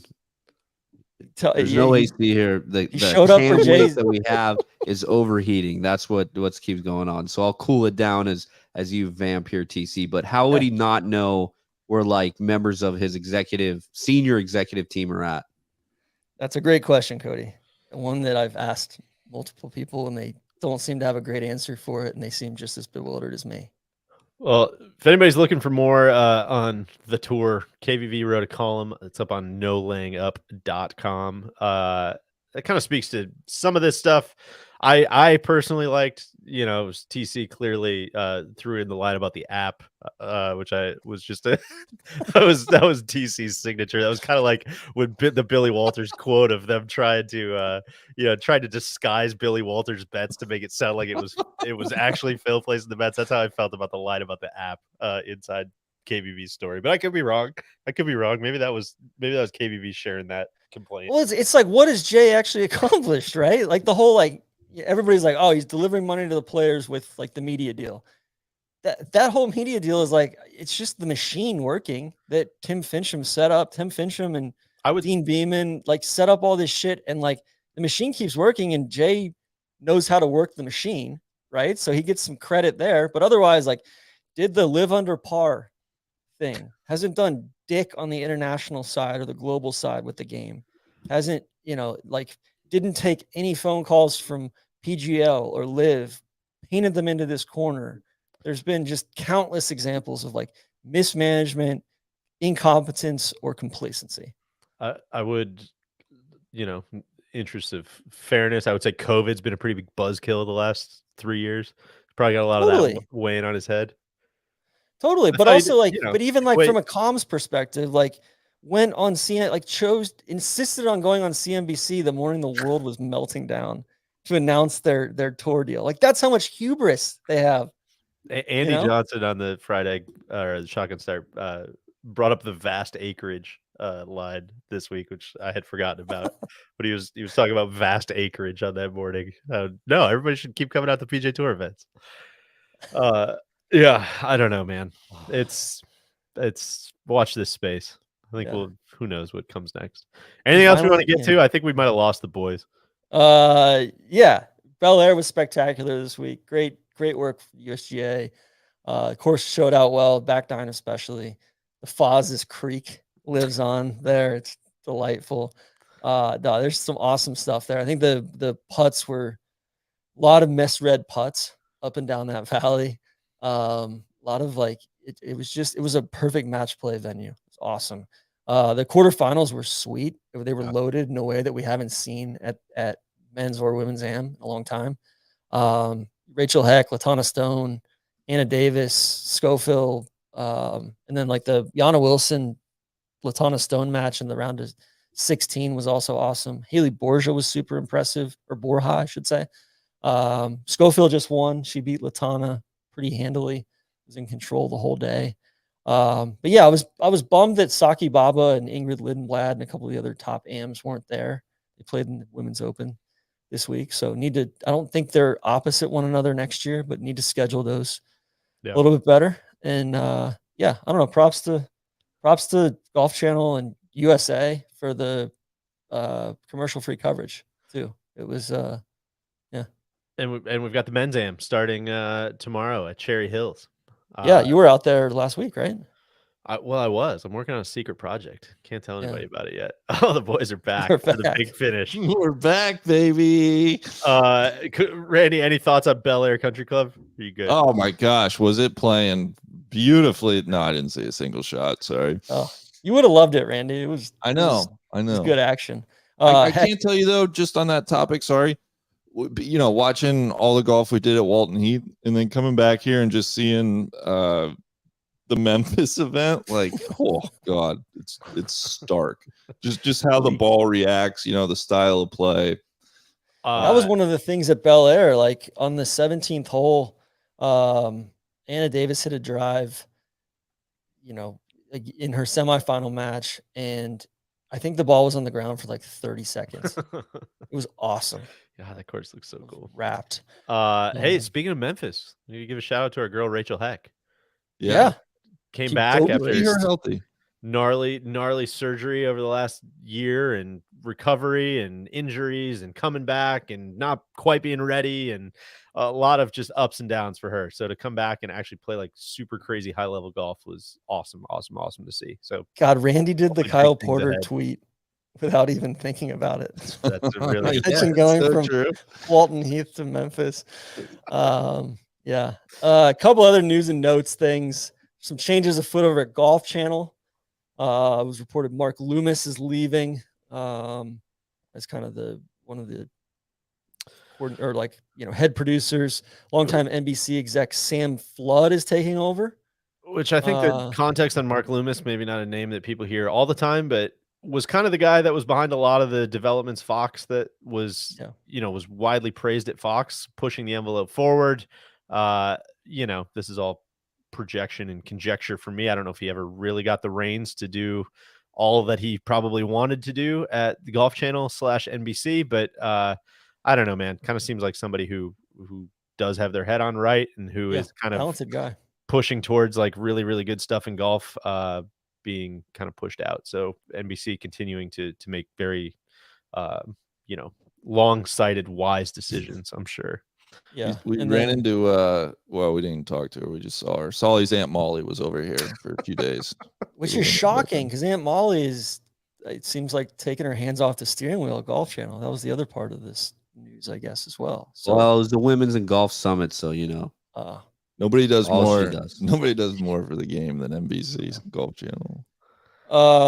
Speaking of actually like Ernest doing stuff for the game, I want to give a shout out, congratulations to Malcolm and Fiona Duck. Yeah. For their 19 years of stewardship at the Ducks Inn. They posted a Instagram reel yesterday or 2 days ago, basically said, hey, 19 years was good for us. We're going to take our next step and sell this place and kind of waltz off into retirement. So they brought a lot of joy to a lot of people and really represented like what's best in the game. And a lot of people have gone there on golf trips. Ducks Inn is this spot in Aberlady, kind of between like Kilspindie and North Berwick and Edinburgh. And it's just like a really fun golf themed bar and inn and restaurant with great food. And they've done an excellent job kind of, creating that place from scratch. I think our audience will remember it from episode 1 of our Scotland season of Tourist Sauce. One of my most memorable nights, I would say, since doing this job. Sitting at the Ducks Inn, playing putting games off the bar, doing all kinds of stuff. It was great. For the mental, that was like my first. Sorry, that was like my first night in Scotland. I'll always remember that night. Yeah. So just a true gentleman in the game, and so best wishes to Malcolm and Fiona, and I'm sure we'll see him down the road. But glad for them. And then I wanted to give a shout out to the Joel Beal feature on this fraudster. This is Scott Power guy. I haven't read it yet. I got it queued up for tonight. I'm gonna read it. Read it. Kind of a wild one out of Columbus, Georgia. Highly recommend that. And then we'll have a film room out this week. Pie Man, I believe you're involved in that one. I am. Me and KVV playing some golf out in Virginia, the Homestead, the greatest front porch in America. So we get to see KVV's game back on camera. I think he was pretty rattled after his Huber project. People came after about his chipping yips. So we'll get to see how that progressed. And it's a fun match. We trying to come up with good stakes. We decided, since both of us are theoretically went to journalism school, the loser should have to write a full-on essay about the winner, and we decided to do that in the style of Dan Jenkins. So you can see whoever wins or loses that one, and the ensuing essay is tacked onto the back of the video. So that'll come out later this week. Still no word on whether the Italy film room is coming out. It's not coming out this week. On it? Here's the thing. It's sponsored by BMW. We're going to keep the light on the BMW Championship this week, and then it's going to come out after that. All right. So we're going to clear the way for give that video its due and its time in the sun. Just don't wait. It's coming, guys. We've been getting a lot of snarky DMs about it. Like, is this thing ever going to see the light of day? That's fine. That's fine. We're getting people frothed up for it, man. Yeah. And then last two things. Yeah. As I said, we had the Billy Walters thing coming out this week. That'll be something to look forward to. Probably Wednesday release on that. And then Trap Draw Owners Pod was out last week. If you haven't listened to that, that was a very fun one. We're going to keep those going. And Perfect Club for the Bear coming out this week as well. Yeah, super topical. The Bear ended 3 months ago. Boys have had some time to marinate. We're going low and slow on this thing. TC, I love it. So, have you watched it yet, or are you going to do it all in one night? I'm about halfway through. I'm Okay. about to fire one up here after we get off. Hell yeah. So, Guys, I can't believe you stayed awake.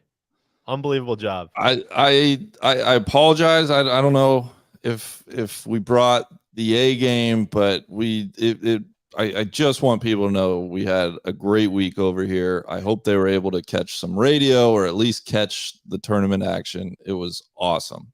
So you guys brought the A game all week. So, well, you're more than forgiven to bring the B game tonight. We'll bring our A game and lift you guys up. that's teamwork. That's right. And just to clarify, Solly is in the comments. I believe the Billy Walters pod is going to be a Thursday release, so don't Marcos Timone us on that one.